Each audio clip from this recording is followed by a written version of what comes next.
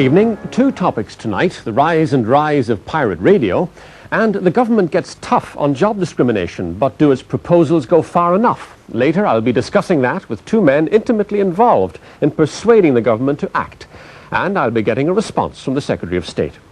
But first, pirate radio in Ireland today is big business. There are now 70 pirate stations in the Republic, more than a quarter ranged along the border, beaming into Northern Ireland. Belfast itself is now being targeted by one of the most sophisticated commercial operators. And only this week, the Republic's broadcasting minister promised new laws by the summer. But for 10 years, governments have threatened to bring the pirates to heel and done nothing. Roisin Duffy now reports.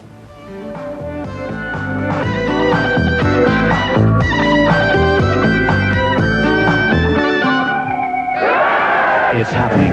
The KISS FM Ulster Sailboard Championships 1988. The sound of KISS FM, the newest pirate to attack the Ulster radio audience from a safe haven in the Republic. 2 full fun-packed days. It's slick, professional and strictly illegal. And it's the latest in a string of pirate operations to exploit the reluctance of the Dublin government to tackle unlicensed broadcasting. No fewer than 20 pirates are now based in Louth, Monaghan, Cavan and Donegal. But unlike most of the others, KISS FM takes little interest in these border communities. Today it's promoting itself on the shores of Lough Neagh, but its prime target is Greater Belfast and the rich advertising potential of a station which can appeal to the free-spending young. Pirate stations inside Northern Ireland are comparatively rare. Spotlight knows of only one currently broadcasting, and that's in West Belfast. But any that were set up in the past were short-lived. In contrast, the past 10 years in the Republic has seen a free-for-all.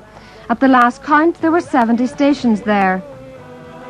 Of the 20 on the border, 8 are in County Donegal and 6 in County Monaghan, 3 of them in Monaghan town alone. The latest, Radio Star, opened only a week ago.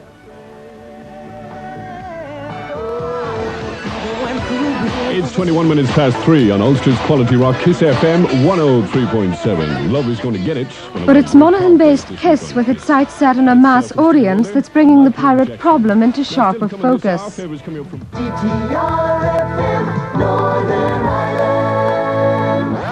Downtown, Northern Ireland's only licensed commercial station, admit their signal is weak in some border areas.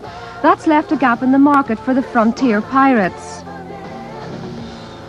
But now its monopoly of radio advertising in the Belfast area is being challenged by a pirate with considerable financial backing, a strong signal and an aptitude for the hard sell.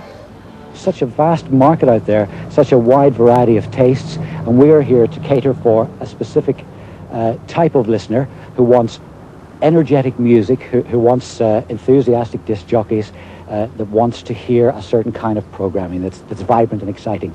And with due respect to Downtown Radio, they do a good job at what they're doing, but if you like a personal comment from me, it's like all of the other ILR stations in England. They are tied to a certain mandate which says that they have to try and please all of the people all of the time. Vibrant and exciting may be, but like all pirates, they are unlicensed, unaccountable to any broadcasting authority, and with few of the financial responsibilities of legitimate stations. The Independent Broadcasting Authority, which governs Downtown, declines to comment, but Downtown are far from happy. We object to pirates for ethical reasons. We are obliged, as a legitimate operation, to pay for the material that we broadcast. We pay for the music we play. It costs a lot of money. Last year, the station paid nearly £250,000 in performing royalties. The pirates pay nothing. They steal their music. This is MWCR News. Good afternoon, it's 3 o'clock. And that's not all they steal. Those pirates which bother with news pirate it from other broadcasting outlets. We don't like that word pirate, but we do take news from Chief X, and we also have local correspondents for the local news. Are they the people who actually read the news then and gather the news? Would they be professional journalists? No, they wouldn't, no. Do you not think that's a bit irresponsible? Well, at this stage we couldn't afford professional journalists, you know, and as well as that we had a professional journalist on here and to be part of a union and all that. And at the moment it wouldn't be feasible at all. Nor do the pirates take account of election law. At the last election, politicians in Newry and Armagh found them a useful advertising medium. Most of the people in the South Armagh area listen to pirate radios. At election time, one tries one's best to get into every household, both physically and through the airwaves. And while we have pirate radios in this type of bordered area, they will be used. The pirates justify their existence by saying they merely represent the new broadcasting freedom to which the governments in Britain and the Republic are committed. Inside Radio. For the moment, there is no authority to which they can apply for a licence, but that situation looks certain to change. Both governments have drafted proposals to create new local and community stations. In London, the Home Office expect their new radio authority to be operational by next summer, with the first of its new stations on the air by 1990. In Dublin, the Broadcasting Minister Ray Burke admitted the existence of so many pirates had brought the law into disrepute. When he presented his proposals to the Dáil, he gave this warning: "I wish to state in no uncertain terms that the days of illegal broadcasting are numbered." That was last November. This week he promised to have the new laws through the Dáil before the summer break. Well, I'm a little puzzled, really, by the delay by the Minister. We have indicated broad support for the legislation, provided he accepts the idea of an independent broadcasting authority to regulate independent radio, which he has now accepted. He's accepted it several months ago. So I'm a little puzzled as to why the delay. The Minister was foolish enough to think that he would get away with bringing in legislation which would allow him or a committee of advisors to decide who would get the licenses. Now, he's in a minority government, and to try that on was clearly not going to succeed, yet he did it. And of course he got the response that he wouldn't be allowed away with it. He'd have to appoint an independent authority, and he had to take the legislation away and go back to the drafts people and get it redrafted. But that's been only the latest delay in a whole series of attempts to bring pirate radio to heel in the 80s. In the case of the last government, when I was Minister, we just had an ideological split between the two parties in government. The Labour Party, which was the minority party, wanted only state-owned broadcasting, which of course is absurd, bearing in mind what's happening in the world. I think there's a very important issue here, and that is what kind of public service broadcasting, what kind of broadcasting generally you want to have.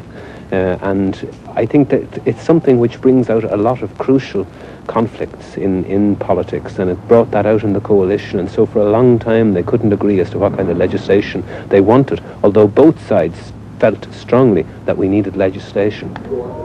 There's another reason for the delays. Governments have felt uncertain of their legal grounds for acting to close down the pirates without first having in place an alternative system to RTE, the state monopoly.